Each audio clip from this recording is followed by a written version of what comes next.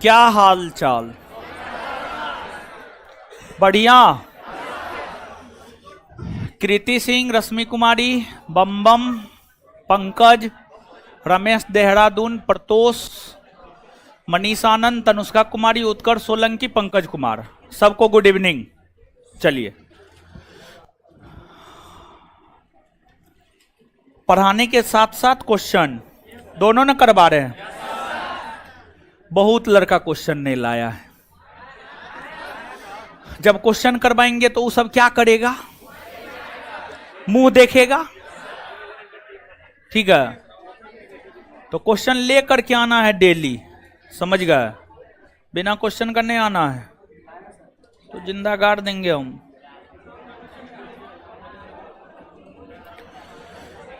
आइए, आ जाइए, कमेंट हटा दीजिए अब। चलिए, ऑनलाइन वाले सब मजा में है ना? आइए, मजा में रहिए, पढ़िए। सबसे पहले पिछले क्लास में पढ़े हुए चीजों का रिवीजन, फिर आगे।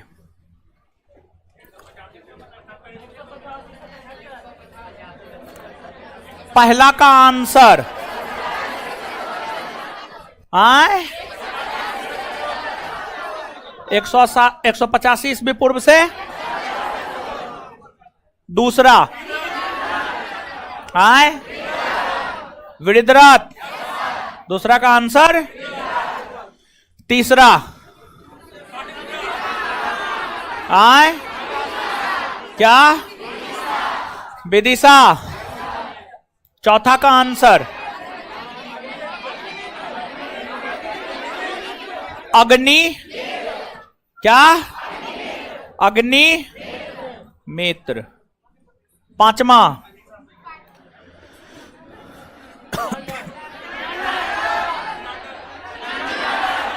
मिनांडर ना, पतंजलि ना, कहा? मालविका अग्निमित्रम ना, कालिदास ना, कहां से मिलती है? धनदेव के अयोध्या अभिलेख, धनदेव के अयोध्या। भरूत स्तूप का निर्माण, पुष्मित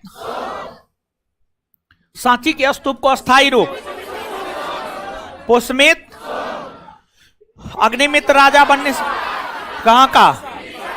विदिशा का ना। भागभद्र किस धर्म को मानता था? भागवत धर्म ना। हेलियोडोरस किसका राजदूत?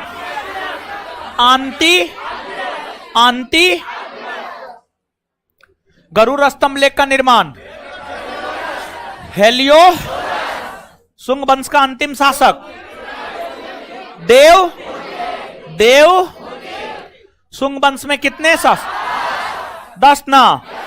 नमे शासक भागभद्र ना। नमे शासक। देवभूति की हत्या किसने की? वासुदेव ने ना। क्लियर ना? चलिए, अब आ जाइए गुरुजी लोग, पढ़ते हैं। पहले पढ़ लेते हैं और उसके बाद फिर 6:30 बजे से क्वेश्चन करेंगे, ठीक ना? आ जाइए। तो सब चीज ले करके अपने बोरा बिस्तर पोथी पत्रा लेके आइए, समझे? और 5 गो मंत्र दे रहे हैं आपको। क्या गो मंत्र? 5 गो। पहला मंत्र डेली पढ़ना है। सप्ताह में 7 के 7 दिन, महीना में 30 के 30 दिन, साल में 365 के 365 दिन। और डेली तब तक पढ़ना है जब तक सफल ना हो जाए। पहली बात, डेली बेसिस पे पढ़ना है। डेली बेसिस पे आपको क्या पढ़ना है? आप जो भी क्लास करते हैं, मैथ, रीजनिंग, इंग्लिश, जीएस, जितना भी एक दिन में आपको आपका टीचर पढ़ाता है, वो टोटल का सेम डे में रिवीजन करना है।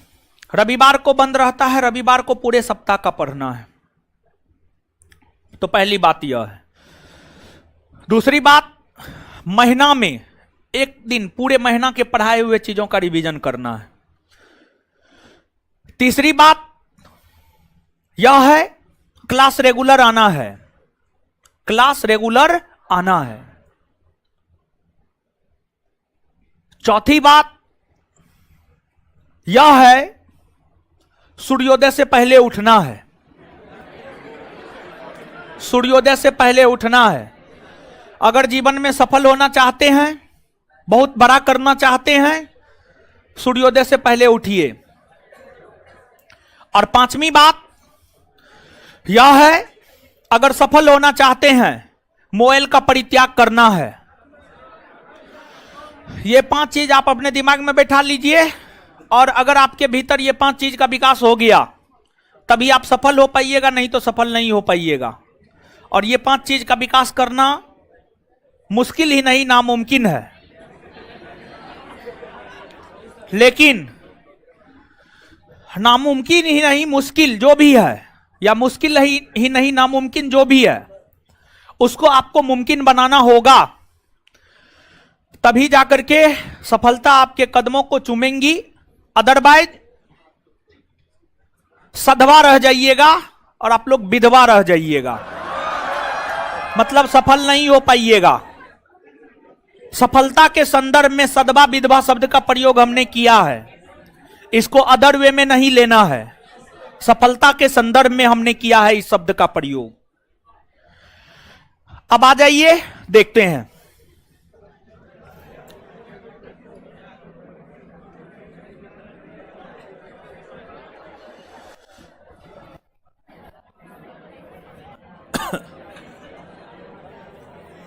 कण्व वंश, देखिए शुंग वंश के बाद जिस राजवंश के शासकों ने शासन किया वह राजवंश है कण्व वंश।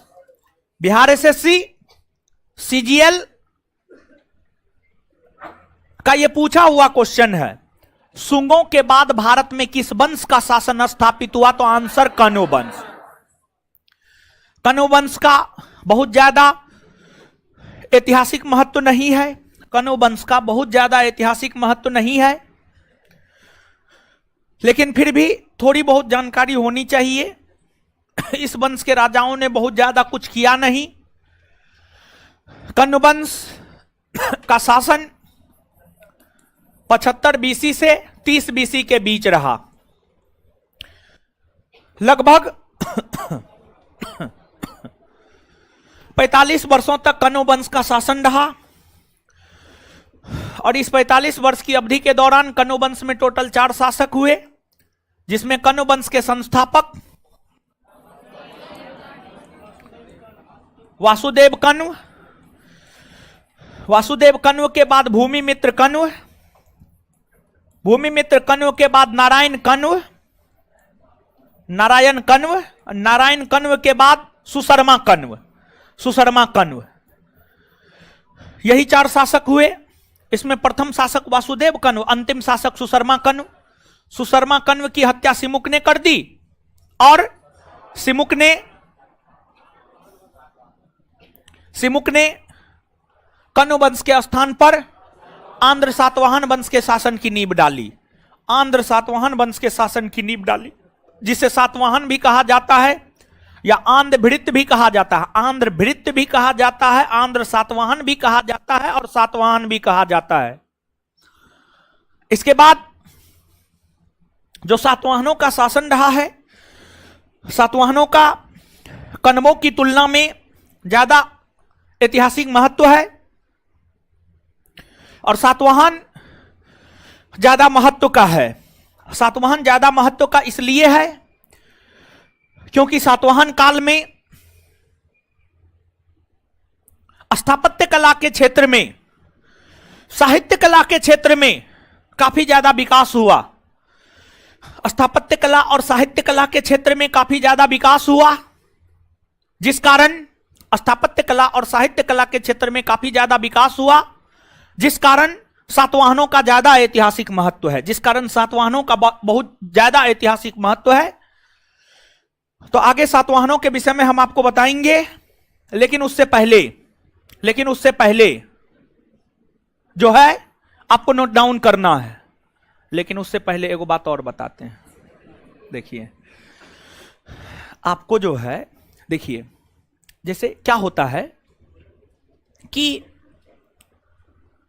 लोग जिसको ज्यादा मानता है, जिसको ज्यादा पसंद करता है, उसकी बातों को लेकर लोग हवा में उड़ने लगता है। उसकी बातों को लेकर लोग हवा में उड़ने लगता है। जैसे जैसे मान लिया जाए कि हमारे पिताजी से हमको बहुत लगाव है, हमारे पिताजी बहुत पैसा वाले हैं, तो हम अपने पिताजी के चीजों पर उड़ेंगे। पिताजी हैं तो स्वाभाविक सी बात है लगाव होगा ही।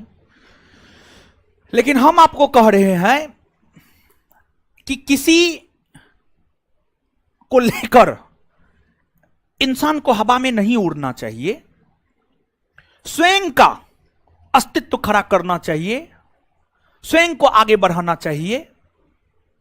यह तो दूसरी बात हो गई।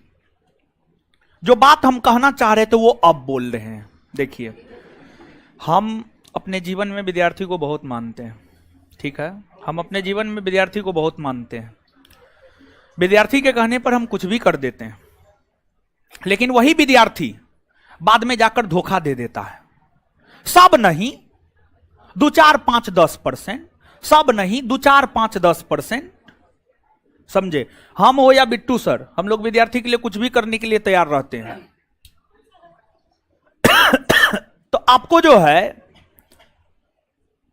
जैसे पिछले दिनों जो एक ये हुआ था संस्थान का टीवी उवी जो फोड़ दिया था, ऑफिस में जो ये कर दिया था, है क्या हुआ, किसको क्या हुआ?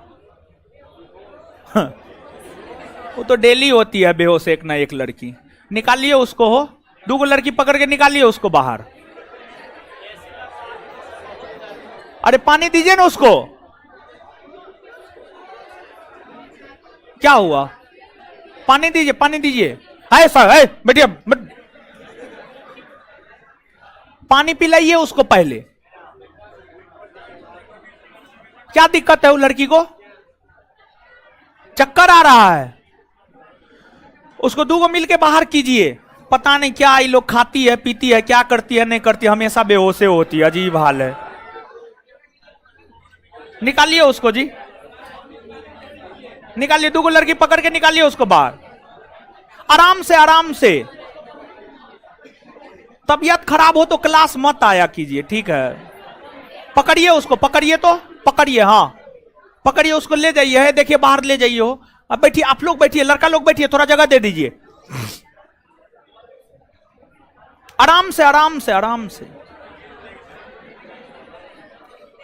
अरे बैग रहने दीजिए ना बकलोल भी, उसको अपना देह समझिए न रहा है, बैग दे रही है उसके हाथ में। पकड़ के ले जाइए तो उसको, पकड़ के ले जाइए। है आप लोग संस्थान के जो लोग हैं, देखिए उसको क्या दिक्कत है, डॉक्टर के पास ले जाना है, ले जाइए, ले जाइए, पकड़िए। अब बैठिए, अब आप लोग उसको निकलने दीजिए। अब लगता है 1 आध लड़कियों को रखना होगा। पकड़ के ले जाइए उसको, बाहर ले जाइए ना, बात तो नहीं, पकड़ के ले जाइए ना बाहर। आप लोग जगह दे दीजिए, जगह दे दीजिए थोड़ा सा। है लड़का लोग बैठे, कोई नहीं उठेगा, जो उठेगा मार के हम खंडा खराब कर देंगे।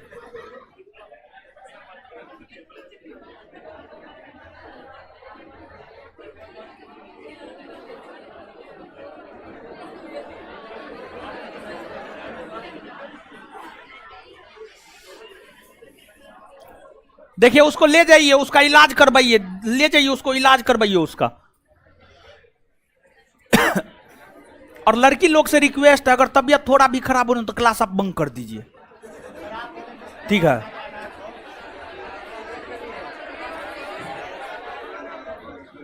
सुनिए, अब सुनिए, अब हल्ला मत कीजिए। वो बाहर गई, अब अपना देखेगा बाहर। देखिए उसको सीरियसली देखिए, देखिए क्या दिक्कत है। देखिए तो आपको जो है, जानते हैं हुआ क्या था, बताते हैं। हुआ ये था कि पिछले बार आकर के ना बम उम मार दिया, सब चीज कर दिया, 15 से 20 लाख का घाटा हमको लगा है, समझ गए। 3 गो तो टीवीए फोड़ा है, 3 या 9 लाख सीधा वही हो गया। उसमें क्या हुआ था जानते हैं, बताते हैं। 2 विद्यार्थी आपस में झगड़ा, एगो विद्यार्थी दूसरे का कान कपार फोड़ दिया, मेरे पास आया। हम तो सीधा कानून को मानने वाले लोग हैं, हम बोले जाइए थाना, हम सीसीटीवी फुटेज निकाल के देते हैं, केस कीजिए, हम समर्थन करेंगे, ठीक है। हम भेजे थाना में, फोनो कर दिए, गया, उन लोग एप्लीकेशनों लिख दिया, ठीक है। लेकिन बाद में जाकर के दोनों अपना कंप्रोमाइज कर लिया। मेरे बात का कोई वैल्यू नहीं रहा, मेरे बात का तो कोई वैल्यू नहीं रहा। और जिस लड़का के साथ घटना हुआ था वो 5 गो के साथ आया, अपने भाई वो सब के साथ आया कि सर देखिए ऐसा हो गया है, हम थाना में केस करने जा रहे हैं, आप हमारे समर्थन में है या नहीं। हम बोले एकदम समर्थन में है। और वही जाकर के जो है पीछे हट गया, ठीक है, वही जाकर के पीछे हट गया। घटना का मूल कारण यहीं से, घटना का जड़ यही था, घटना का जड़ यही था। इसके बाद जो लड़का जिसका सर फोड़ा, बिट्टू सर उसको मारे। जो लड़का जिसका सर फोड़ा, जो लड़का सर फोड़ा था, बिट्टू सर उसको पीटे। तुम रंगदारी करने के लिए आया है, स्वाभाविक सी बात है। आप कुछ भी हैं तो आप क्लास में रंगदारी कीजिएगा। क्लास में सबसे बड़ा रंगदार टीचर, क्लास में किसी का रंगदारी नहीं। टीचर कैसनो हो, क्लास का वो रंगदार होता है। टीचर कोई भी हो, क्लास का वो रंगदार होता है, समझे, चाहे हम हो या कोई भी हो। क्लास में तुम रंगदारी करेगा तो उसी पे बिट्टू सर अपना पीट दिए। और उसके बाद जो हुआ हुआ, बिट्टू सर उस लड़का को पीटे, इसलिए वो लड़का 50-60 गो लड़का के साथ आकर के जो है कोचिंग में तोड़फोड़ कर दिया। तो कोचिंग में तोड़फोड़ कोई दूसरा नहीं किया था, विद्यार्थी ही किया, विद्यार्थी ही करवाया। तो इसलिए हम बोलते हैं दूसरे से आपको डर नहीं है, डर अपनों से है, समझ गए। अपनों से बचिए, अपनों से बचिए।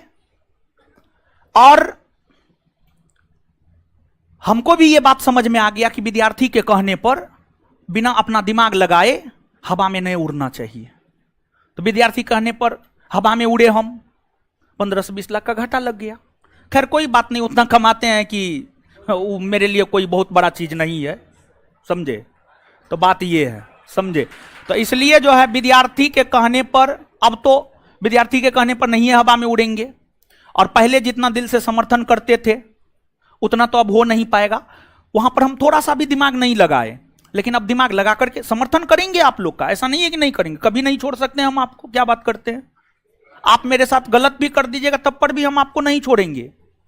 देखिए बात यह है, कोई आपके साथ गलत करता है तो आप भी उसके साथ गलत करते हैं, तो फिर आप में उसमें अंतर ही नहीं रह गया। और आप हमारे विद्यार्थी हैं, बच्चा है, आपसे गलती हो सकता है, तो आपका गलती माफी योग्य है, माफी योग्य है। लेकिन कुछ गलती ऐसा होता है कि क्या बताएं हम आपको, वो माफी योग्य नहीं होता है। और जानते हैं जिसके घर के ऊपर छप्पर नहीं है, छत नहीं है, वो कहता है रोशन आनंद को बर्बाद कर देंगे। रोशन आनंद क्या है, चीटी है। और चीटी भी नहीं है, चीटी भी हाथी को परेशान कर देता है, समझे। और रोशन आनंद को बर्बाद करने में पूरा पटना लगा हुआ है, समझिए, पूरा पटना। लेकिन रोशन आनंद उस मिट्टी का बना हुआ है। रोशन आनंद को 1000 बार गिराएगा ना, तो रोशन आनंद में वो ताकत है, वो 1000 बार उठ सकता है, समझ गए। तो इसलिए जो है आप लोग एकदम नहीं घबराइए। 2 गो नारा है मेरा, ये 2 गो नारा शुरुए से है। जीएस के संपूर्ण सॉल्यूशन का मतलब ज्ञान बिंदु जीएस एकेडमी, और दूसरा है रिजल्ट का मतलब ज्ञान बिंदु जीएस एकेडमी, समझ गए। तो और इसी 2 नारा पर जो है हम लोग काम करते हैं, इसी 2 सिद्धांत पर काम करते हैं। तो ये सब हवा बिहार है, आएगा जाएगा। जिसको खाने का औकात नहीं, सुबह खाता है तो शाम के विषय में सोचता है, शाम खाता है तो सुबह के विषय में सोचता है, वो रोशन आनंद को बर्बाद करने के पीछे लगा हुआ है।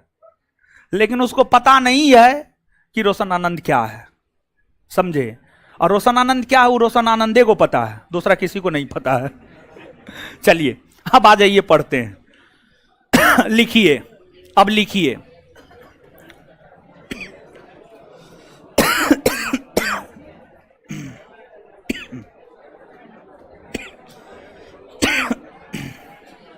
और देखिए इस घटना को लेकर क्या क्या अफवाह फैला था, क्या हुआ नहीं हुआ, सच्चाई यही है, समझ गए। और इसलिए बता दिए कि क्लासरूम में वो लड़का बैठा हुआ भी है जिसके कारण घटना हुआ है। जिन लोगों के कारण घटना हुआ क्लासरूम में वो हमको नजर आ गया आज, इसलिए हम ये घटना बता भी दिए।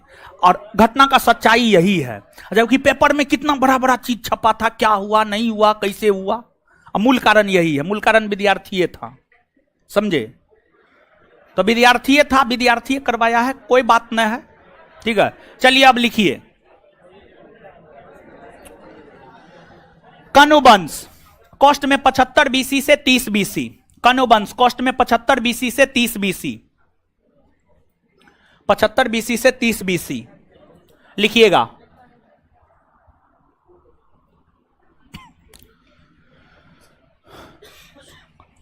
सुंग वंश के बाद कनुवंश, कनुवंश, सुंग वंश के बाद कनुवंश के शासकों ने शासन किया। सुंग वंश के बाद कनुवंश के शासकों ने शासन किया। सुंग वंश के बाद कनुवंश के शासकों ने शासन किया। सुंग वंश के बाद कनुवंश के शासकों ने शासन किया।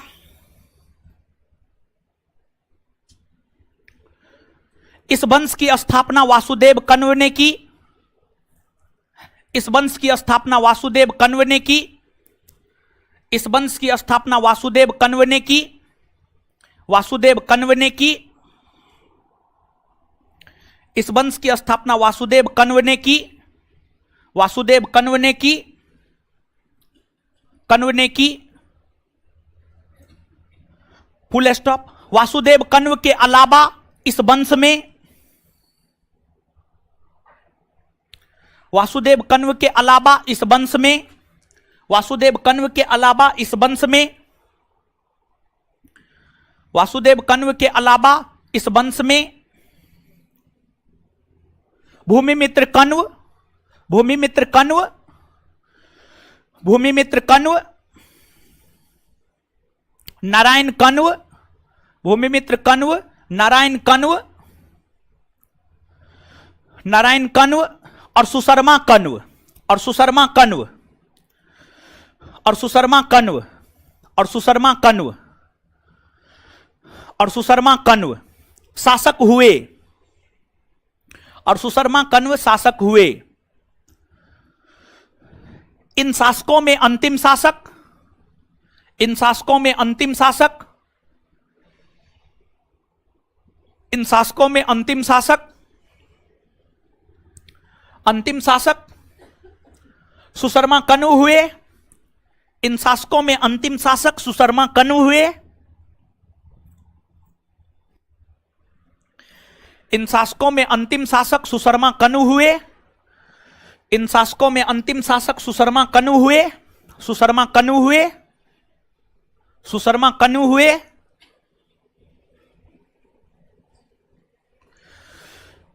जिसकी हत्या सिमुक ने कर दी, जिसकी हत्या सिमुक ने कर दी,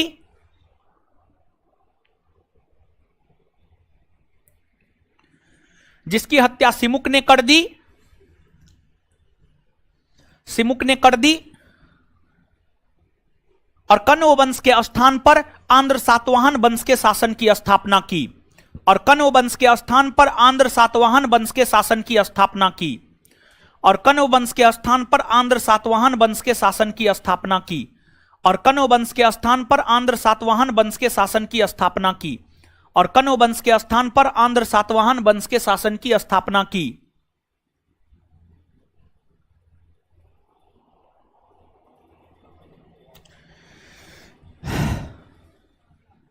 चलिए आगे हेडिंग मारिएगा, आंध्र सातवाहन वंश।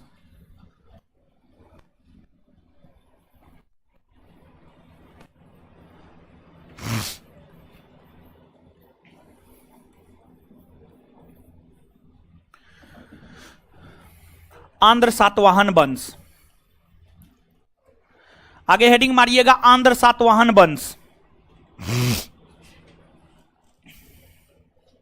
आंध्र सातवाहन वंश, आगे हेडिंग मारिएगा, आंध्र सातवाहन वंश। आंध्र सातवाहन वंश।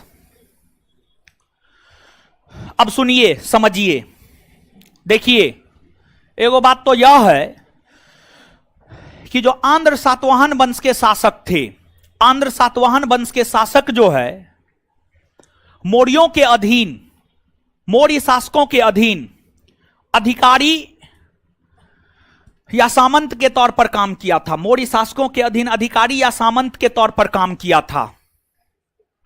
और जो आंध्र सातवाहन वंश है, इस आंध्र सातवाहन वंश का शासन आपको, आंध्र सातवाहन वंश का शासन आंध्र प्रदेश, महाराष्ट्र और कर्नाटका के क्षेत्र में, आंध्र प्रदेश, महाराष्ट्र और कर्नाटका के क्षेत्र में आंध्र सातवाहन वंश के शासकों का शासन था। आंध्र प्रदेश, महाराष्ट्र और कर्नाटका के क्षेत्र में आंध्र सातवाहन वंश के शासकों का शासन था। आंध्र सातवाहन वंश के शासकों ने या आंध्र सातवाहन वंश ने उत्तर भारत और दक्षिण भारत के बीच में एक सेतु के तौर पर काम किया। आंध्र सातवाहन वंश के शासकों ने उत्तर भारत और दक्षिण भारत के बीच में एक सेतु के तौर पर काम किया, एक सेतु के तौर पर काम किया। इस वंश की स्थापना की अगर बात की जाए तो इस वंश की स्थापना सिमुक के द्वारा की गई। इस वंश की स्थापना जो है आपको सिमुक के द्वारा की गई। सिमुक के द्वारा इस वंश की स्थापना की गई और इस वंश के शासकों ने अपनी राजधानी प्रतिष्ठान या पैठन को बनाया था। इस वंश के शासकों ने अपनी राजधानी जो है प्रतिष्ठान या पैठन को बनाया। प्रतिष्ठान या पैठन को अपनी राजधानी बनाया, जो कि आपको आंध्र प्रदेश में पड़ता है। सिमुक ने इस वंश की स्थापना की, प्रतिष्ठान या पैठन को राजधानी बनाकर शासन प्रशासन किया। इस वंश में एक से बढ़कर एक शासक हुए, जैसे सातकर्णी प्रथम, गौतमीपुत्र सातकर्णी, वशिष्ठीपुत्र पुलुमावी, यज्ञश्री सातकर्णी। ये जो तमाम शासकों का नाम आप सुनते हैं, ये तमाम शासक सातवाहन वंश के शासक है। ये तमाम शासक जो है आपको आंध्र सातवाहन वंश के शासक है। और इन तमाम आंध्र सातवाहन वंश के शासकों में आंध्र सातवाहन वंश का जो प्रथम स्वतंत्र और महान शासक हुए, आंध्र सातवाहन वंश के जो प्रथम स्वतंत्र और महान शासक हुए, उनका नाम था सातकर्णी प्रथम। उनका नाम था सातकर्णी प्रथम। सातकर्णी प्रथम, सातकर्णी प्रथम इस राजवंश के प्रथम महान शासक हुए। और जो सातकर्णी प्रथम है, सातकर्णी प्रथम के विषय में विस्तार पूर्वक जानकारी हमें नानाघाट अभिलेख से मिलता है। नानाघाट अभिलेख से जो है सातकर्णी प्रथम के विषय में हम लोगों को विस्तार पूर्वक जानकारी प्राप्त होता है। नानाघाट अभिलेख से सातकर्णी प्रथम के विषय में हम लोगों को विस्तार पूर्वक जानकारी प्राप्त होता है। विस्तार पूर्वक जानकारी प्राप्त होता है। इस नानाघाट अभिलेख की रचना नैनिका ने, इस नानाघाट अभिलेख की रचना जो है नैनिका ने किया है। किसने किया है? नैनिका ने, जो कि सातकर्णी प्रथम की पत्नी थी, जो कि सातकर्णी प्रथम की पत्नी थी। और यह जो नानाघाट अभिलेख है, इस नानाघाट अभिलेख में ही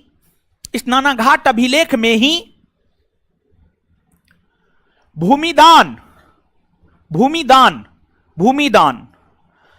देखिए, जो भूमि है, करमुक्त भूमि जो भूमि है, भूमि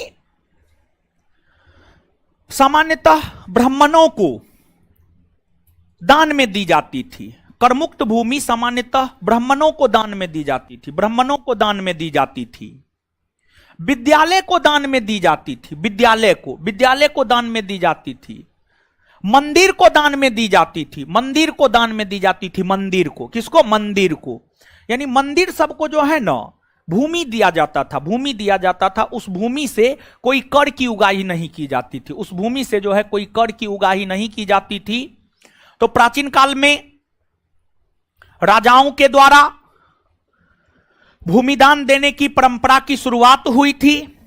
तो प्राचीन काल में राजाओं के द्वारा जो भूमिदान देने की परंपरा की शुरुआत हुई थी, इस बात का जो अभिलेखीय साक्ष्य मिलता है, इस बात का अभिलेखीय साक्ष्य जो है आपको सर्वप्रथम नानाघाट अभिलेख में मिलता है। सर्वप्रथम नानाघाट अभिलेख में मिलता है, जो कि नैनिका के द्वारा लिखा गया है, जिसका संबंध सातकर्णी प्रथम से है, जिसका संबंध सातकर्णी प्रथम से है।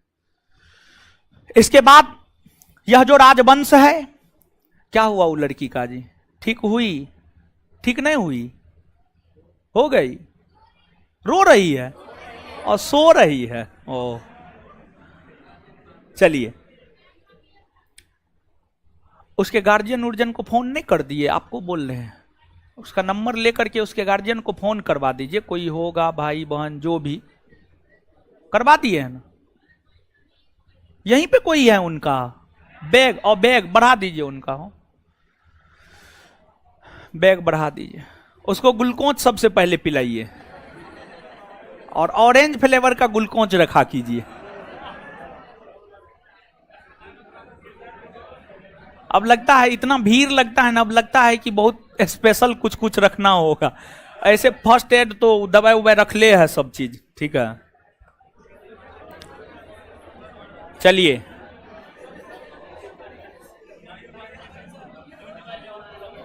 हाँ जून जुलाई में, हाँ अभी तो अप्रैल ना है, हो अभी तो अप्रैल है। मई जून जुलाई अगस्त सितंबर, 5 माह है अभी। बाप रे, 5 माह, बड़ी दिक्कत है। अभी देख रहे हैं हर क्लास में एक ना एक लड़की बेहोश होती है, हर क्लास में। वो बात बताइए, एक एगो लड़की बेहोश क्यों होती है? ये सोचने वाली बात ना है। सब बेहोश होने लगेगी तब ना समझेंगे। तो एसी फेसी का जरूरत ना है, वो आपके खान पान के ऊपर निर्भर करता है। आपका जो रोग प्रतिरोधक क्षमता है, आपका जो स्टेबिलिटी है, उन चीजों के ऊपर ये सब चीज निर्भर करता है। आप खाते पीते सही से नहीं है, पानी सही से नहीं पीते होंगे, फास्टिंग रखेंगे तो क्या होगा? यही सब ना होगा।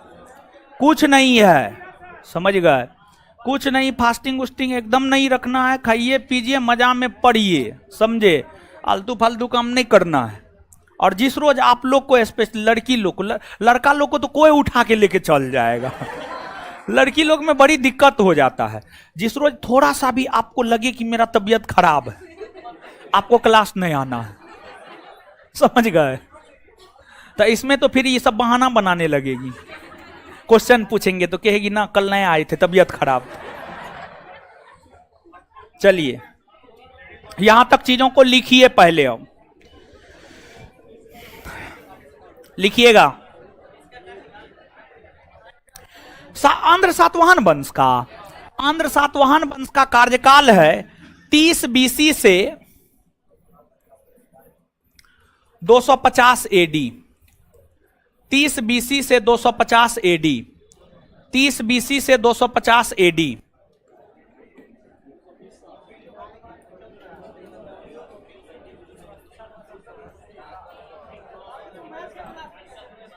तीस BC से 250 AD। चलिए लिखिए, 30 BC से 250 AD, 30 BC से 250 AD, डैश देकर लिखिए। आंध्र सातवाहन वंश के शासकों ने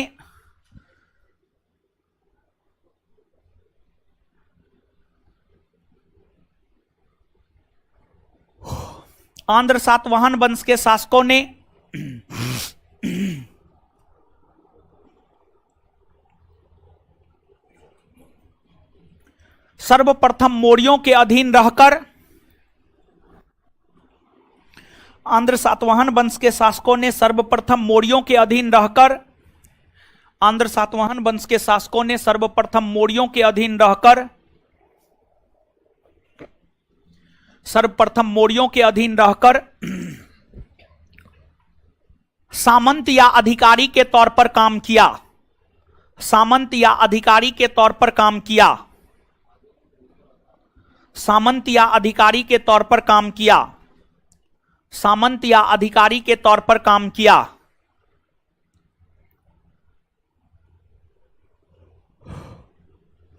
अर्थात हम यह कह सकते हैं कि अर्थात हम यह कह सकते हैं कि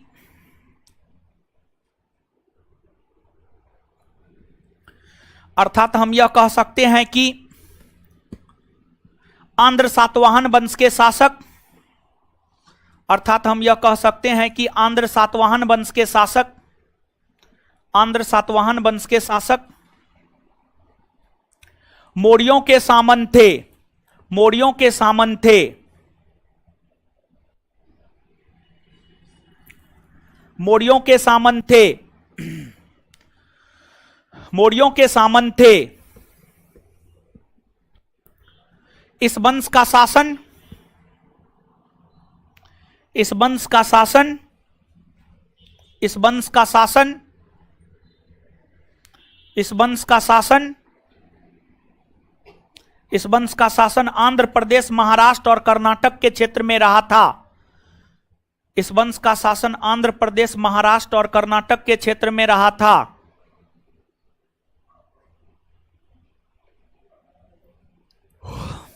इस वंश का शासन आंध्र प्रदेश, महाराष्ट्र और कर्नाटक के क्षेत्र में रहा था।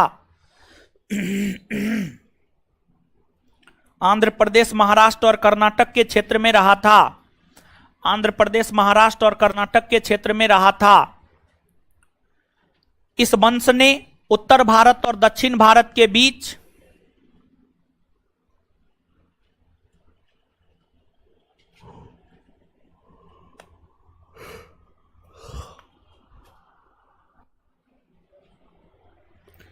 इस वंश ने उत्तर भारत और दक्षिण भारत के बीच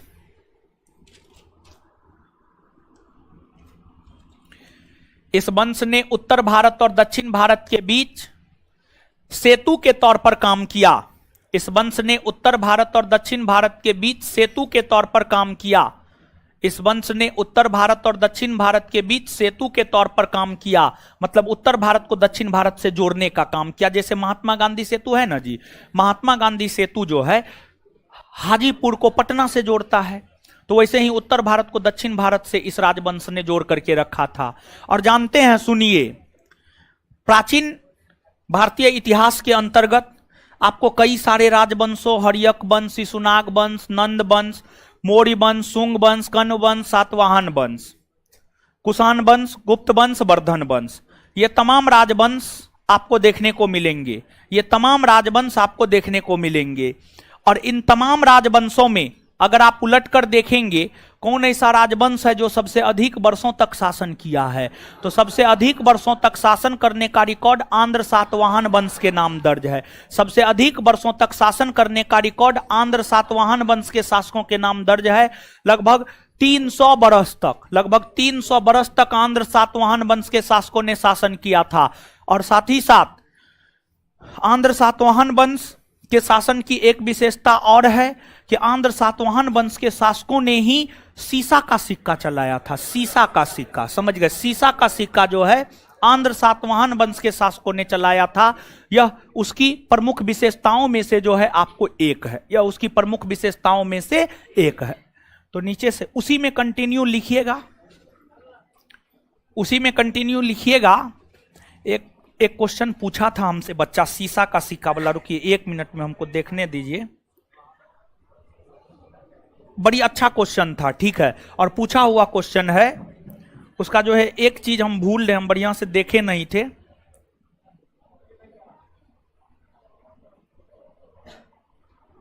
कहाँ था जी, मोबाइल में मैसेजो इतना आता है ना, कितना पीछे चला जाता है, एक के दिन का मैसेज पतो नहीं चलता है।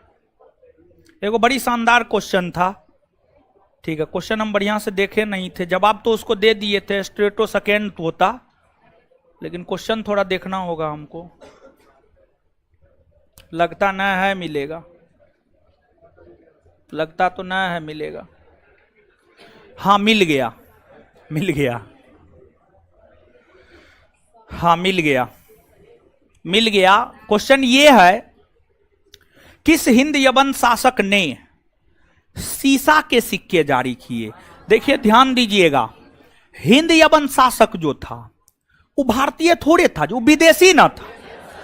देशी राजवंशों में सातवाहन वंश के शासकों ने जो है सीसा का सिक्का जारी किया, और विदेशियों में हिंद यवन शासकों ने भी सीसा का सिक्का जारी किया था। और हिंद यवन शासकों में जो सीसा का सिक्का जारी किया था उसका नाम होगा क्या? उसका नाम होगा एस्ट्रेटो सेकेंड, एस्ट्रेटो सेकेंड, एस्ट्रेटो सेकेंड। तो ये भी बात यहां पर जो है आपको लिख लेना है।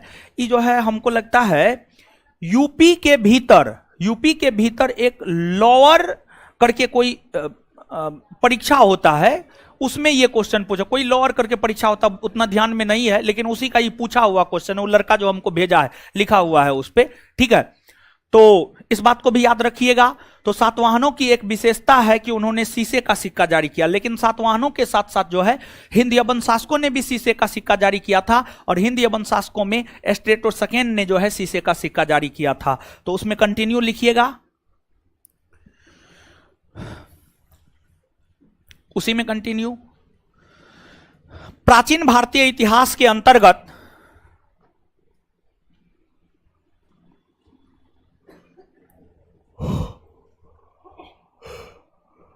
प्राचीन भारतीय इतिहास के अंतर्गत जिस राजवंश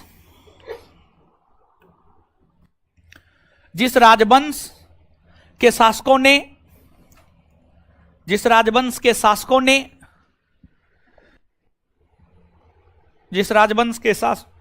ने सबसे लंबे अवधि तक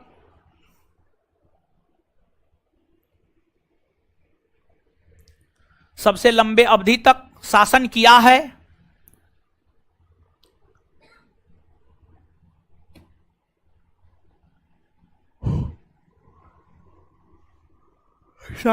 है, वह आंध्र सातवाहन वंश है। वह आंध्र सातवाहन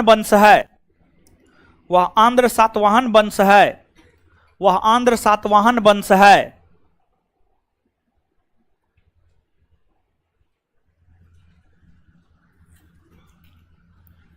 नीचे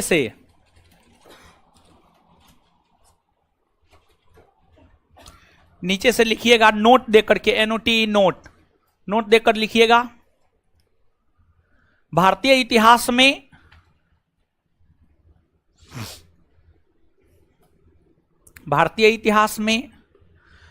सर्वप्रथम सीसा का सिक्का,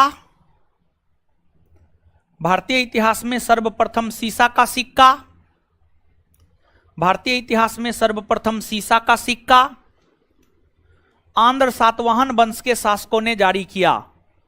भारतीय इतिहास में सर्वप्रथम सीसा का सिक्का आंध्र सातवाहन वंश के शासकों ने जारी किया।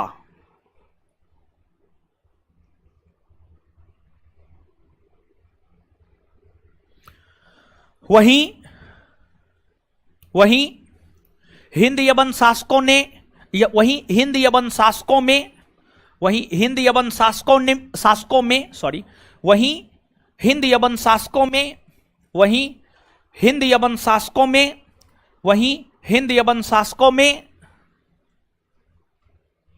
ये बात हम सामान्य तौर पर लिखाते न है, ठीक है, लिखाते न है सामान्य तौर पर, बहुत ज्यादा महत्वपूर्ण है नहीं, लेकिन पूछा था हाल फिलहाल में, बच्चा याद है तो लिखा दिए। वहीं हिंद यवन शासकों में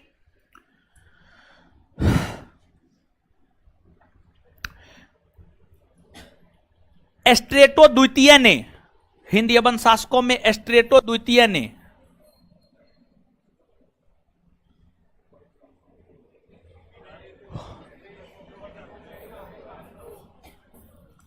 एस्ट्रेटो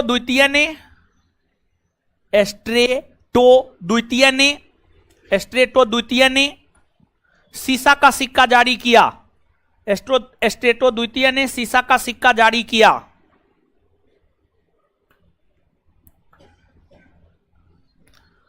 अब नीचे से लिखिएगा, नोट में ये पॉइंट हो गया, याद रखिएगा, बड़ी महत्वपूर्ण पॉइंट है, इसलिए इसको नोट में लिखाए हैं। अब नीचे से लिखिएगा, नीचे से लिखिएगा, आंध्र सातवाहन वंश के शासन की स्थापना,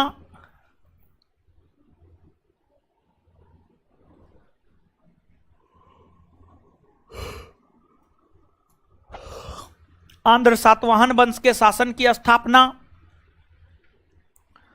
आंध्र सातवाहन वंश के शासन की स्थापना, आंध्र सातवाहन वंश के शासन की स्थापना,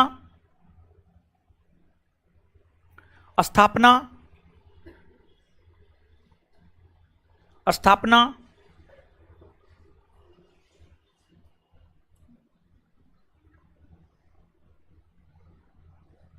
सिमुक ने किया था, सिमुक ने किया था,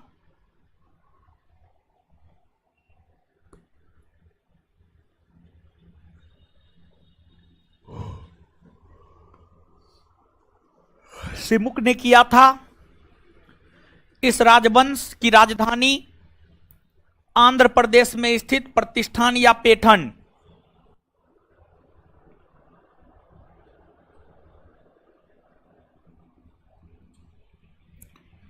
इस राजवंश, इस राजवंश, इस राजवंश, इस राजवंश है, इस राजवंश की राजधानी प्रतिष्ठान या पेठन, प्रतिष्ठान या पेठन, इस राजवंश की राजधानी प्रतिष्ठान या पेठन, कोस्ट में आंध्र प्रदेश, ये आंध्र प्रदेश में है।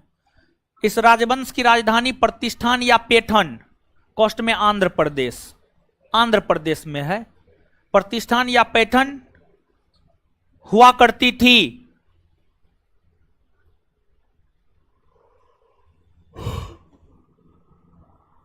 प्रतिष्ठान या पेठन हुआ करती थी। इस राजवंश के, उसी में कंटिन्यू, इस राजवंश के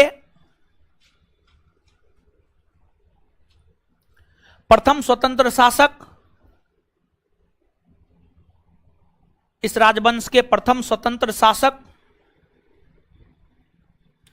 सातकर्णी प्रथम हुए। इस राजवंश के प्रथम स्वतंत्र शासक सातकर्णी प्रथम हुए।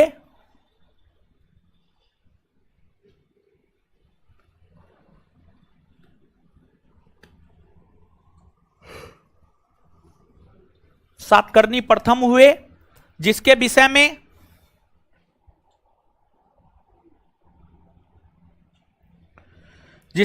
में विस्तार पूर्वक जानकारी हमें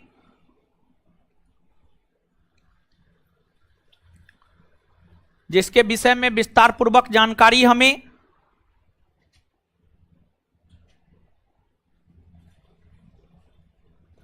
नानाघाट अभिलेख से मिलती है, जिसके विषय में विस्तार पूर्वक जानकारी हमें नानाघाट अभिलेख से मिलती है।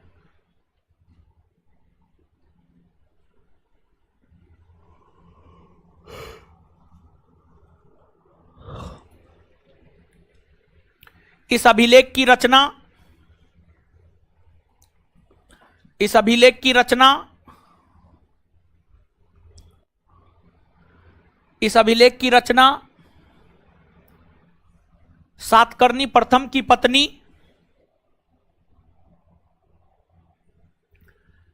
इस अभिलेख की रचना सातकर्णी प्रथम की पत्नी नैनिका ने की।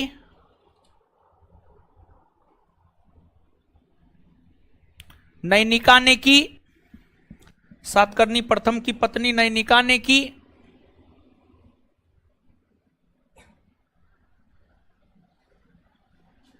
नैनिका ने की, नैनिका ने की, फुल स्टॉप। अब नोट देकर के लिखिएगा,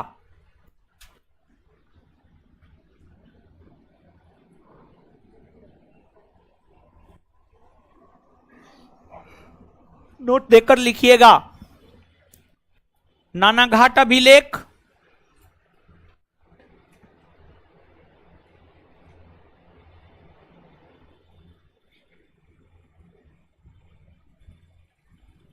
नानाघाट अभिलेख,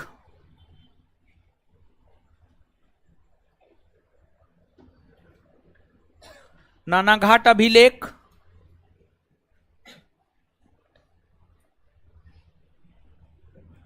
प्रथम अभिलेख है जिसमें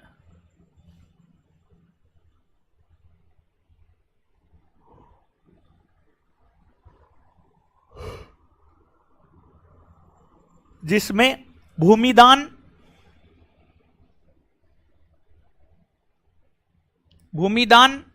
की प्रथा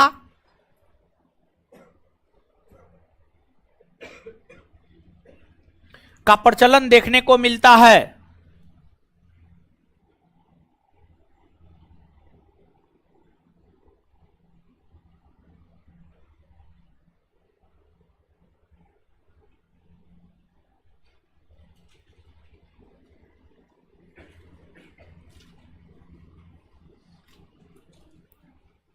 चलिए अब 1 मिनट में इसको पढ़िए तो जितना लिखा है अभी।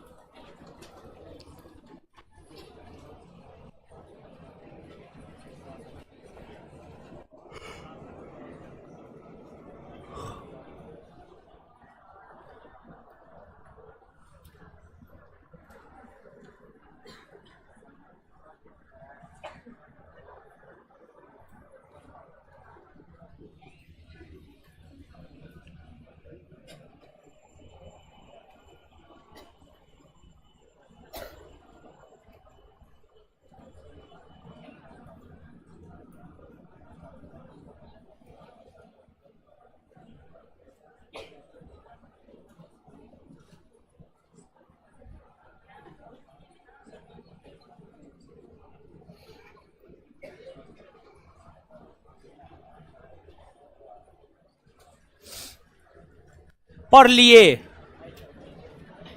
पढ़िए, नहीं पढ़े हैं तो पढ़ लीजिए।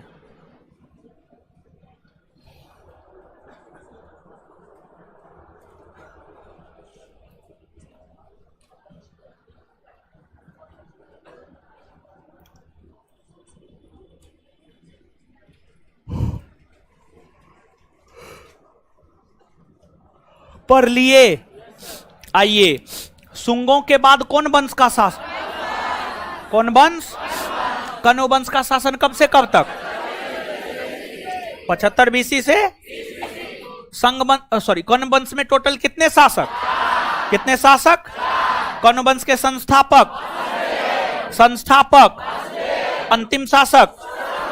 कनुओं के बाद कौन वंश का शासन? कौन वंश का? आंध्र। कनुओं का शासन भारत के किन किन प्रांतों में?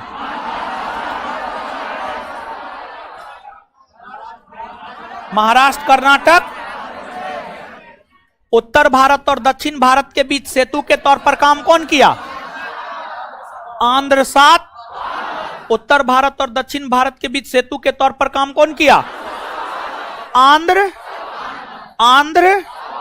इतना बात क्लियर? अच्छा, इसके बाद आगे बताइएगा कि जो आंध्र सातवाहन वंश है इसकी स्थापना किसने किया? किसने किया है? राजधानी। इस वंश का प्रथम स्वतंत्र शासक, प्रथम स्वतंत्र और महान शासक, इसके विषय में जानकारी कहां से प्राप्त? नानाघाट अभिलेख के रचयिता। प्रथम अभिलेख कौन है जिससे हमें भूमि दान देने की प्रथा की जानकारी मिली? आए देखिए, जैसे सुनिएगा, समझिएगा। सती प्रथा जानते हैं आप? सती प्रथा का प्रथम अभिलेखीय साक्ष्य कहां से मिलता है? एरन अभिलेख, जो कि गुप्तकालीन अभिलेख है। आगे बताएंगे या फिर बताए भी होंगे, हम नहीं बताए हैं। अच्छा, नहीं बताएं तो आगे बताएंगे, गुप्त काल में बताएंगे, गुप्त काल में जाके बताते हैं, कोई बात नहीं है। तो जो है यानी ब्राह्मणों को, स्कूलों को, मंदिरों को भूमि दान में दी जाती थी। तो इनको जो भूमि दान में दी जाती थी, करमुक्त भूमि दान में दी जाती थी, इसका अभिलेखीय साक्ष्य है नानाघाट अभिलेख। बड़ी महत्वपूर्ण पॉइंट है, निश्चित तौर पे याद रखिएगा। भूमिदान देने के विषय में जानकारी हमें किस अभिलेख से प्राप्त हो? किस अभिलेख से? किस अभिलेख से? नानाघाट अभिलेख से। इसके बाद जो है, प्राचीन भारतीय इतिहास में कौन से राजवंश ने सबसे अधिक वर्षों तक शासन? हाय, सीसा का सिक्का किसने जारी किया? आंध्र सातवाहन। सीसा का सिक्का किसने जारी किया? किस हिंद यवन शासक ने सीसा का सिक्का? किस हिंद यवन शासक? एस्ट्रेटो द्वितीय। थोड़ा सा और पढ़ाना है, ठीक है, आज नहीं खत्म हो पाएगा, इसलिए आज यहीं पे रोक देते हैं। अगले क्लास में खत्म हो जाएगा 1 घंटा में। अब आगे बताएंगे तो फिर क्वेश्चन नहीं करवा पाएंगे, तो इसलिए अब क्वेश्चन पे आ जाते हैं, ठीक है। अगले क्लास में आंध्र सातवाहन वंश खत्म हो जाएगा, फिर आगे बढ़ जाएंगे। क्वेश्चन पे आइए। जो क्वेश्चन नहीं लाए हैं वो अपना मुंह देखिए। ये तो क्वेश्चन बता दिए थे ना जी।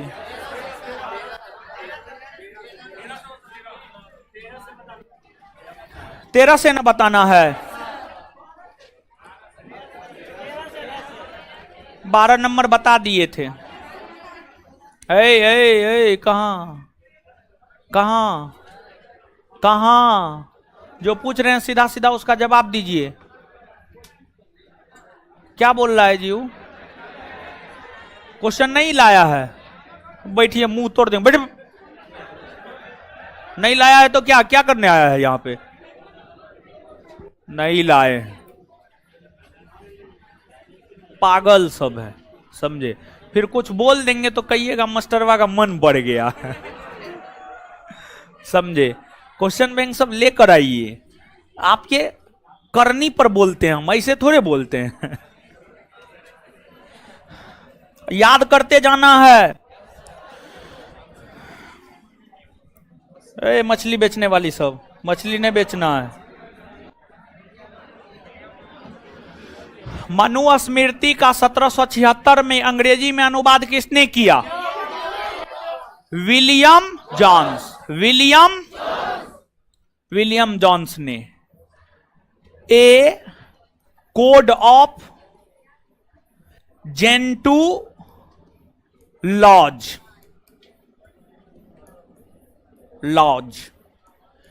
ए कोड ऑफ जेंटू लॉज नाम से। सुनिए, मनुस्मृति का 1776 में अंग्रेजी में अनुवाद विलियम जॉन्स ने एक कोड ऑफ जेंटू लॉज नाम से किया। क्लियर? याद रखिएगा, मनुस्मृति का 1776 में अंग्रेजी में अनुवाद किसने किया? विलियम। किस नाम से? ए कोड ऑफ। नारद स्मृति का संबंध किस वंश से है? गुप्त वंश से। कौन वंश से? नारद स्मृति हमें गुप्त वंश के विषय में जानकारी देता। कौन वंश के विषय में? नारद स्मृति कौन वंश के विषय में जानकारी? नारद स्मृति कौन वंश के विषय में जानकारी? गुप्त वंश। किस स्थान की खुदाई से पता चलता है कि देश में लोहे का प्रयोग ईसा पूर्व 1000 ईस्वी के लगभग से प्रारंभ हो? अतरंजी। कहां है ये? उत्तर। तो किस स्थान की खुदाई से पता चलता है कि देश में लोहे का प्रयोग ईसा पूर्व 1000 ईस्वी के लगभग से प्रारंभ हो गया था? अतरंजी। किस स्थान की खुदाई से पता चलता है कि देश में लोहे का प्रयोग ईसा पूर्व 1000 ईस्वी के लगभग हो गया? अतरंजी, खेड़ा। हिंदू काल एवं सभ्यता के पर्याप्त विकसित होने का प्रमाण कहां से मिले हैं? देवगढ़ का दशावतार मंदिर, भीतरगांव का मंदिर, अजंता की गुफाओं के चित्र, उपरोक्त सभी। भारत में मंदिर निर्माण और उसकी शैली। उत्तर भारत नागर शैली, मध्य भारत बेसर शैली, दक्षिण भारत 1, 2 और देखिए भारत है ना हो, उत्तर भारत, मध्य भारत, दक्षिण भारत। उत्तर भारत में मंदिर का निर्माण जिस शैली के तहत नागर शैली, मध्य भारत में बेसर शैली और दक्षिण भारत में दरबीर शैली। अब देखिए क्वेश्चन बैंक पलट के देखिएगा ना, तो यूपीएससी से लेकर ग्रुप डी तक इस प्रश्न को पूछा है, नागर बेसर दरबीर क्या है। 4 गो ऑप्शन रहता है, उस ऑप्शन में एक ये भी रहता है कि मंदिर निर्माण की शैली है, इसका उत्तर हो जाएगा मंदिर निर्माण की शैली है। तो दरबीर नागर बेसर क्या है, मंदिर निर्माण की। दरबीर नागर बेसर क्या है, नागर शैली, बेसर शैली, दरबीर शैली। दक्षिण भारत का राजराजेश्वर मंदिर जो दरबीर शैली का उत्कृष्ट उदाहरण है, कहां है, जहां है उस स्थान का नाम बताइए। मतलब आपसे यह पूछा जा रहा है कि राजराजेश्वर मंदिर कहां है। जो राजराजेश्वर मंदिर है, इस राजराजेश्वर मंदिर का निर्माण चोल वंश के शासक राजराज प्रथम ने करवाया था और यह मंदिर भगवान शिव को समर्पित है। यह मंदिर भगवान शिव को समर्पित है और यह मंदिर राजराज प्रथम के राजधानी नगर तंजौर में स्थित है। राजराज प्रथम का राजधानी नगर, राजराज प्रथम जो चोल वंश का शासक हुआ करता था, चोलों की राजधानी तंजौर थी, तो यह मंदिर तंजौर में है। यह मंदिर कहां है, तंजौर में है। आंसर क्या हो जाएगा, तंजौर। क्या हो जाएगा, तंजौर। कंदरिया महादेव मंदिर किस राज्य में है, कंदरिया महादेव मंदिर मध्य प्रदेश में है। कहां है, कंदरिया महादेव मंदिर कहां है, कंदरिया महादेव मंदिर कहां है, मध्य प्रदेश।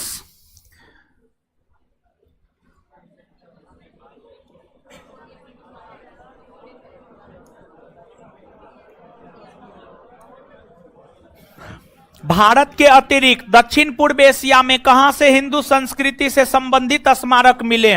सुनिए, आपको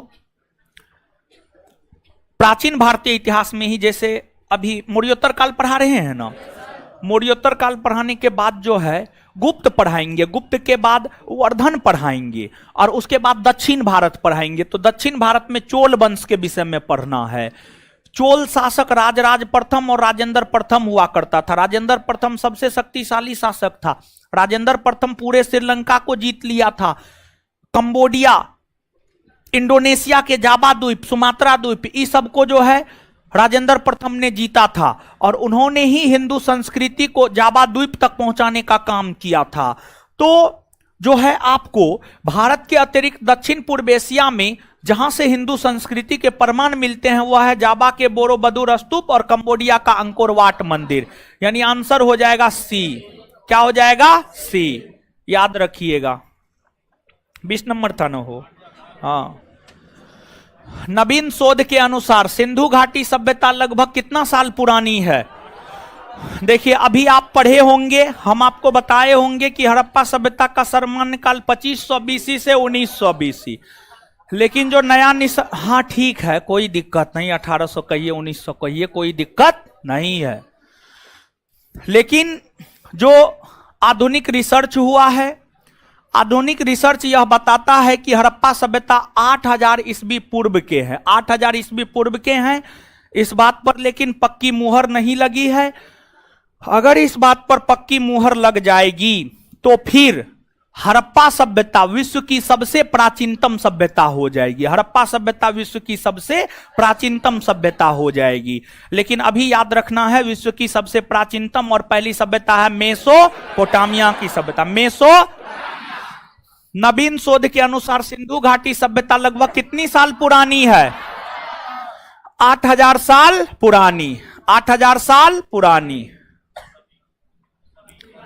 पुराने सिक्के किस धातु के बने होते थे, तांबा, सोना, चांदी, सीसा, सभी के पुराने सिक्के किस धातु के बने होते थे। प्राचीनतम सिक्कों को आहत या पंचमार्क सिक्का कहा जाता है। किस सदी के हैं? 5वीं सदी ईसवी पूर्व। 5वीं सदी ईसवी पूर्व होगा। ऐसे होना चाहिए 6ठी सदी ईसवी पूर्व, लेकिन ऑप्शन में 6ठी सदी ईसवी पूर्व है नहीं है, तो ऑप्शन के अकॉर्डिंग जाएंगे। उसके नजदीक का 5वीं सदी ईसवी पूर्व है, इसलिए 5वीं सदी ईसवी पूर्व को मार देंगे। तो ऑप्शन के अकॉर्डिंग अगर जाना हो तो 5वीं सदी ईसवी पूर्व हो जाएगा। ईसवी पूर्व भी नहीं लिखा है, ईसवी पूर्व भी आप जोड़ लीजिए।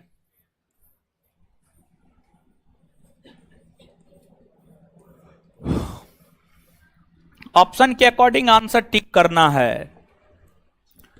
पंचमार्क या आहत सिक्कों पर किसका चिन्ह नहीं होता था? बैल का। समझ गए? बैल का नहीं होता था, बैल का, सॉरी, बैल का नहीं होता था, बैल का नहीं होता था। सर्वाधिक सिक्का किस काल में बने हैं? सर्वाधिक सिक्का किस काल में बने हैं?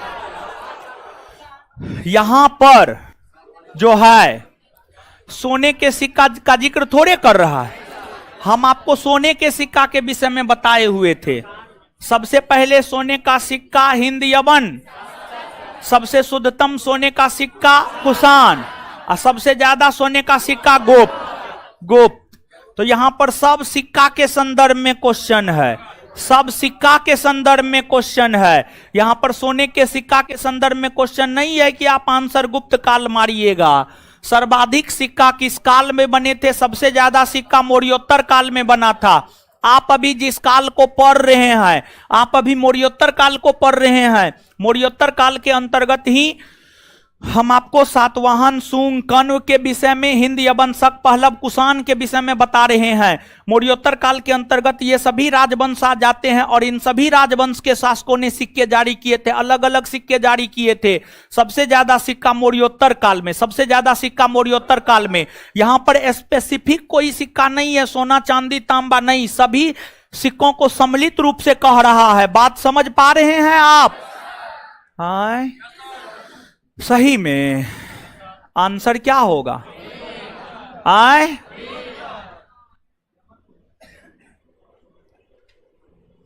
सर्वाधिक सिक्का किस काल में बने? आए, अरे पानी ठीक है जी।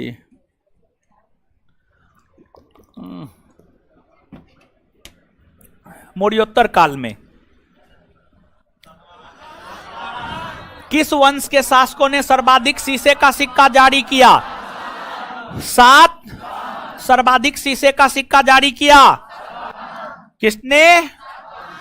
सर्वप्रथम सिक्कों पर लेख लिखने का कार्य हिंद यवन। हिंद, और जो सिक्का पर लेख लिखा जाता था उसको क्या कहा जाता था? ड्रम। क्या कहा जाता था? ड्रम। क्या कहा जाता था? ड्रम। समझ गए? तो सर्वप्रथम सिक्कों पर लेख लिखने का कार्य किसने किया? हिंद यवन। सर्वप्रथम सिक्कों पर लेख लिखने का कार्य किसने किया? सर्वप्रथम सिक्कों पर लेख लिखने का कार्य किसने किया? समुद्रगुप्त के किस वाद्य यंत्र मुद्रा वाले सिक्के से उसके संगीत प्रेमी होने का प्रमाण मिलता है? देखिए, समुद्रगुप्त जो है 6 प्रकार का सिक्का जारी किया था। उसमें एगो सिक्का था जिस पर समुद्रगुप्त को बीना बजाते हुए दिखाया गया है, और इसी आधार पर विद्वानों का यह मानना है कि समुद्रगुप्त संगीत प्रेमी था। समुद्रगुप्त बीना बजाता था। समुद्रगुप्त कौन सा वाद्य यंत्र बजाता था? समुद्रगुप्त कौन सा वाद्य यंत्र बजाता था? आए?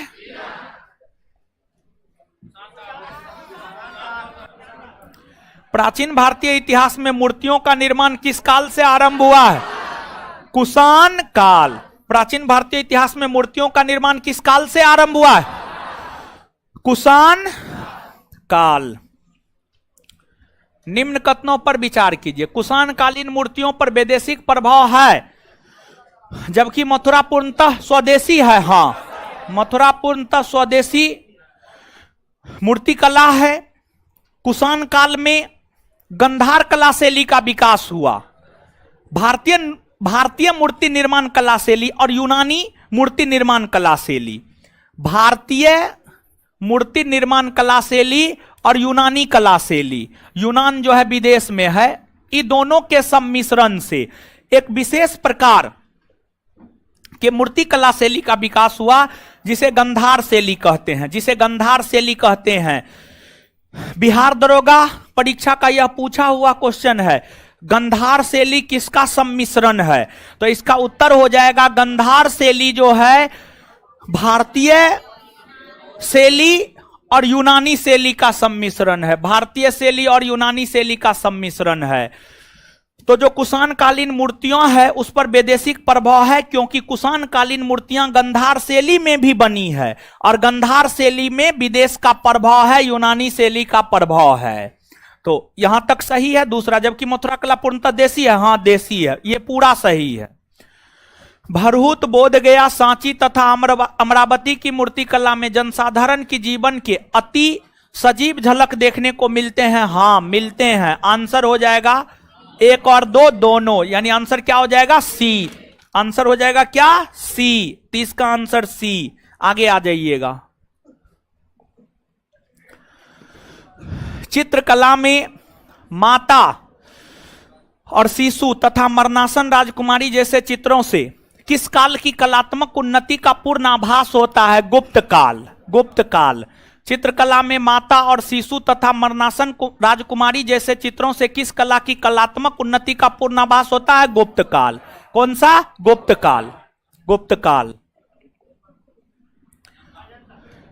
बोधिसत्व पद्मपाणि का चित्र सर्वाधिक प्रसिद्ध है, यह चित्रकारी कहां स्थित है? अजंता। कहां स्थित है? अजंता। कहां स्थित है?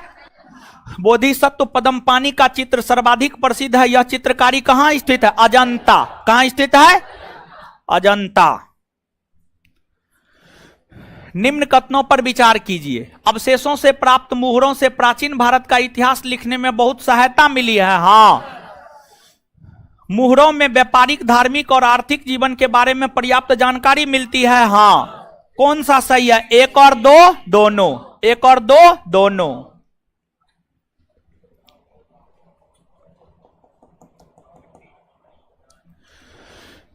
निम्न में से कहां मिट्टी की मुहरों में बनी धार्मिक प्रतीकों से उनकी धार्मिक अवस्थितियों की जानकारी नहीं मिलती है?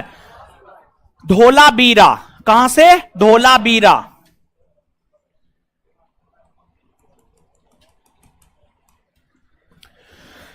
साहित्यिक स्रोत के संदर्भ में निम्नलिखित कथनों पर विचार कीजिए। पहला, ब्राह्मण ग्रंथों में वेद, उपनिषद, रामायण, महाभारत, पुराण और स्मृति ग्रंथ आते हैं, हां आते हैं। ब्रह्मणेतर ग्रंथों में बौद्ध तथा जैन साहित्यों से संबंधित रचना का उल्लेख है, हां। आंसर क्या हो जाएगा? सी।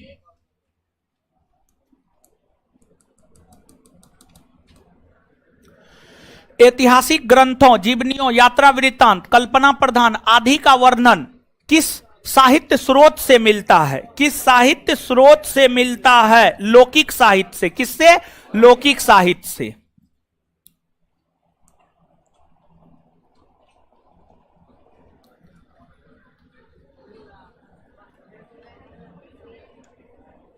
वैदिक युग की सांस्कृतिक दशा के ज्ञान का एकमात्र स्रोत है वेद।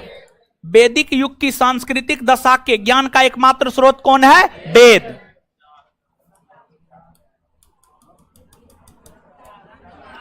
वेदों की संख्या 4। वेदों की संख्या,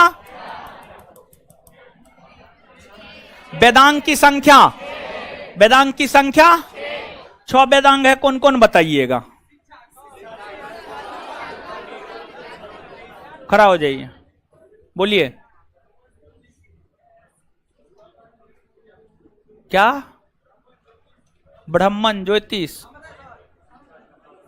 शिक्षा, ज्योतिष, कल्प, निरुक्त, व्याकरण, छंद। अच्छा, नहीं बताएं। फटा है जी, फटा है। ए, फटा कहाँ है? लाठी कहाँ है? दीजिए ना। पढ़े हैं ना जी आप? पढ़े हैं ना? नहीं पढ़े हैं? पढ़े हैं ना? काहे नहीं बताएं? बताए बताए काहे नहीं बताए? काहे नहीं बता रहे हैं? बता काहे नहीं रहे? नया एडमिशन है, पढ़े हैं ना? पढ़े हैं? काहे नहीं बता रहे? बता काहे नहीं रहे है? क्या है? आप लोग पढ़े हैं ना? लीजिए बता काहे नहीं रहे है? क्या है? धर्मशाला है ये? सब आगे पढ़ते जाइए, पीछे भूलते जाइए। आगे पढ़ते जाइए, पीछे भूलते जाइए। चलिए हाथ निकाले है? बताए कहाँ है? हाथ उठाने के लिए बोले पढ़े हैं ना जी, तो कहाँ बताए? अच्छा आप बैठिए, आप बोले थे बताएंगे। आप तो नहीं बोले बताएंगे, पढ़े हैं ना?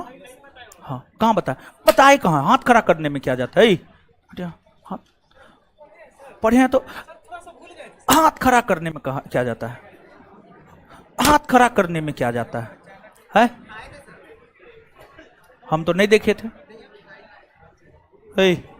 पढ़े ना आप लोग? हाथ खड़ा करने में क्या होता है? हाथ खड़ा करने में क्या होता है? पढ़े हैं ना जी? है पढ़ते? लीजिए हाथ निकाल। मार देंगे हम सबको, समझ गए? सब चीज पढ़ लिए। पढ़े हैं ना जी? है जिंदा गाड़ देंगे हम सबको, 6 गो, समझे? जो पढ़ा दिए हैं, जब पूछे नींद में पूछे जवाब देना है। देखिए पढ़ना है आइए, नहीं पढ़ना है भागिए यहां से।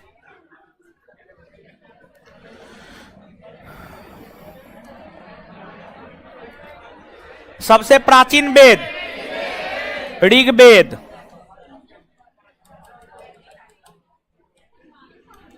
ऋग्वेद की रचना किस काल में हुई है? वैदिक काल। किस काल में? वैदिक काल। ऋग्वेद में सूक्त की संख्या 1028। ऋग्वेद में किसकी राजनीतिक प्रणाली के इतिहास के विषय में जानकारी मिलती है? किसके? ऋग्वेद में किसकी राजनीतिक प्रणाली के इतिहास के विषय में? आर्य ना? हाँ। वेद मंत्रों के समूह को किस नाम से? सूक्त। वेद मंत्रों के समूह को किस नाम से जाना जाता? वेद मंत्रों के समूह को किस नाम से जाना जाता? सूक्त।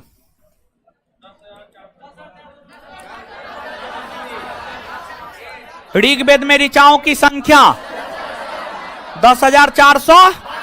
ऋग्वेद में ऋचाओं की संख्या 10,462। हम सोच रहे हैं ज्यादा क्वेश्चन करवा देने, तो आज पूरा क्लासरूम को हम पीट देते। ऋग्वेद के किस मंडल के हस्तलिखित ऋचाओं को खील कहा जाता है? 8वां। किसको? ऋग्वेद के किस मंडल के हस्तलिखित ऋचाओं को खील कहा जाता है? ऋग्वेद के किस मंडल के हस्तलिखित ऋचाओं को खील कहा जाता है? 8वां ना? सब साला स्टाफ सब बैठल रहता है, यो नहीं करता है। निम्न कथनों पर विचार कीजिए। ऋग्वेद का पहला एवं 10वां मंडल सबसे अंत में जोड़ा गया। हाँ।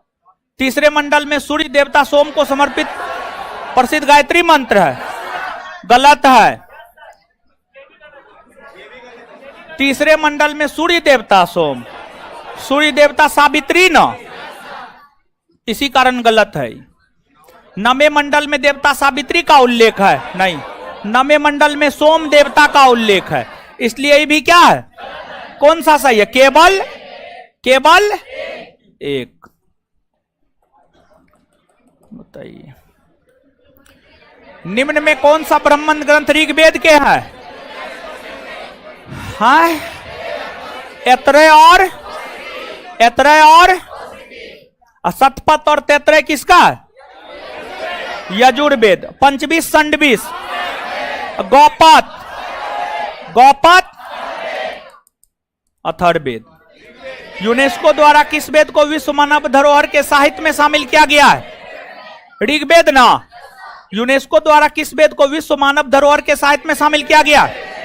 ऋग्वेद ना? किस वेद को कर्मकांडीय वेद? यजुर्वेद ना? किस वेद को कर्मकांडीय वेद? यजुर्वेद ना? आगे, यजुर्वेद के संदर्भ में निम्न कथनों पर विचार कीजिए। यह वेद गद एवं पद दोनों में है। इस वेद के मंत्रों के उच्चारण करने वाले पुरोहित को अर्धव्यु, सही ना। यजुर्वेद के 2 भाग है, शुक्ल और कृष्ण, सही ना। यजुर्वेद का अंतिम अध्याय ईशावास्य उपनिषद है, जिसका संबंध आध्यात्मिक चिंतन से है। हाँ, यह भी सही, आंसर डी।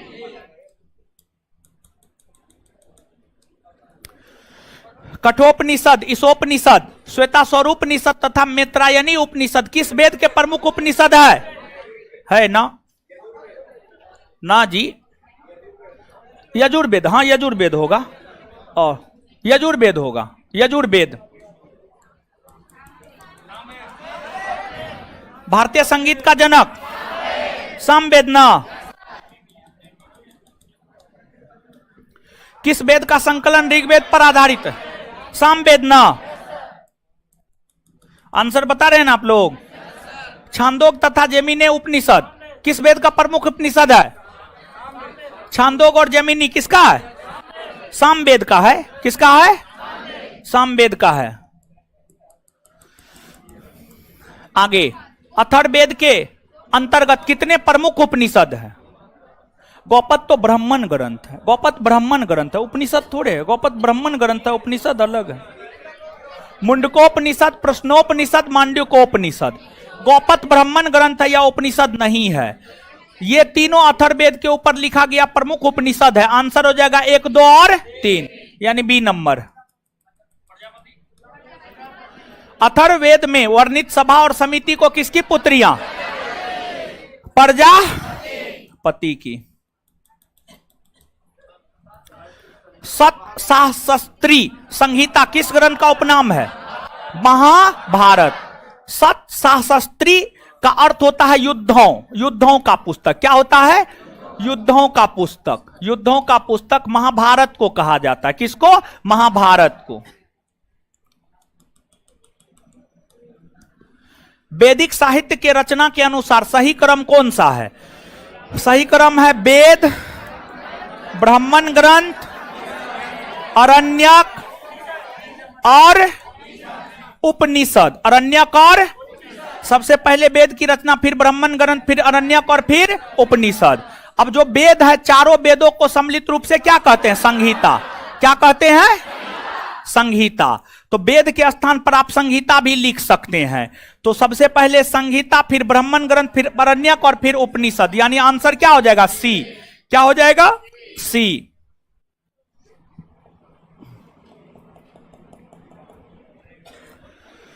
ऋग्वेद के पाठकर्ता को होत्री या होत्रा?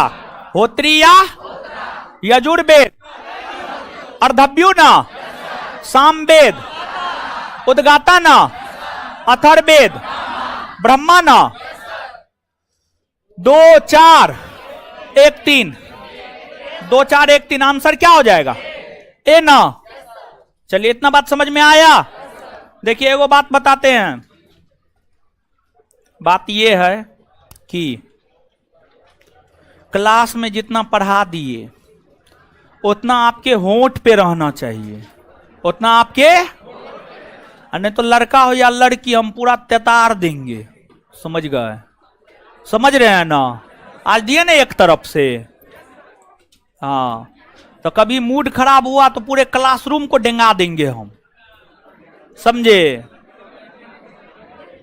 और लड़की लोग, आप लोग भरम में मत रहिएगा कि लड़की है छोड़ देंगे, आपका आरती उतारेंगे। समझे? हाँ, और सब बढ़िया है? हाँ, देखिए, सुनिए, एगो बात और बताते हैं।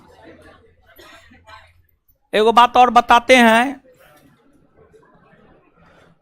या तो डिसीजन आप अपने मन से लीजिए, या जिसको पूछकर कोई भी डिसीजन ले रहे हैं उससे संबंधित उस काम में उससे जरूर पूछिए। मतलब अगर मान लिया जाए कि आप स्वयं से डिसीजन ले रहे हैं तो स्वयं से ही हमेशा डिसीजन लीजिए। अगर मान लिया जाए कुछ ऐसा हुआ जिसमें आप हमसे आए पूछने के लिए कि क्या करना है, तो उस काम में हम अपना जो भी आपको सुझाव या सलाह दिए उसको अगर आप मान रहे हैं और अगर आप सलाह मानने के लिए आए हैं, सुझाव मांगने के लिए आए हैं, तो उस पर अमल भी कीजिए। अदरवाइज सलाह मांगिए ही नहीं या सुझाव मांगिए ही नहीं। हम क्या बोल रहे हैं, समझ रहे हैं? हाँ, तो सलाह मांगिए तो उस पर अमल कीजिए, और नहीं तो सलाह मांगिए ही नहीं, स्वयं कीजिए जो करना है। ठीक है। और इतिहास जानते हैं, ऐसा विषय है जो आपको डिसीजन मेकर बनाता है। लेकिन इतिहास हम इतना पढ़े हैं, पढ़ाते हैं, लेकिन फिर भी कभी कभी हम स्वयं भी नहीं सोच पाते हैं, स्वयं भी डिसीजन नहीं ले पाते हैं। तो ये मेरा लूप हॉल है, समझ गए? तो ऐसा आप मत बनिए, किसी के बहकावे में मत आइए, डिसीजन स्वयं से लीजिए और इतिहास को जीने का प्रयास कीजिए। क्लियर? इससे आगे अगले क्लास में मिलेंगे, और जितना क्लास में हो गया है याद करके आइएगा। निकलने दीजिए हमको, तब निकलिएगा।